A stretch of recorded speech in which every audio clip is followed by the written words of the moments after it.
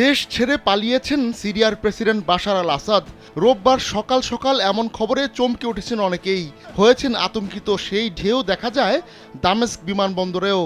এর আগে বিদ্রোহীরা দামেস্কে ঢুকে পড়ার কথা জানায়। বিদ্রোহীদের অগ্রসর থামাতে ব্যর্থ সিরীয় বাহিনী অনেকটা অসহায় আত্মসমর্পণ করে। উপায়ন্তর না দেখে বাশার আসাদও পালিয়েছেন।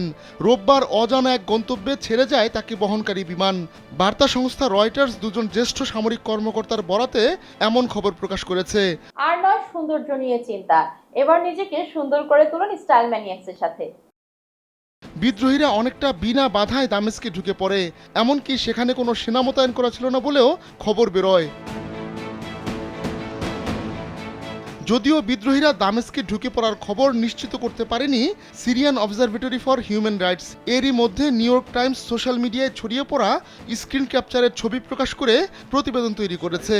সেখানে দেখা যায় বিদ্রোহীদের এগিয়ে আসার খবরে দামেস্ক থেকে একটি মাত্র ফ্লাইট ছেড়েছে, আর সেই ফ্লাইট মস্কো গেছে। বাশার আসাদ ওই ফ্লাইটে করেই পালিয়েছেন কিনা তা নিশ্চিত নয়, তবে তিনি ঠিক কোথায় গেছেন তা কেউ জানাতে পারেনি।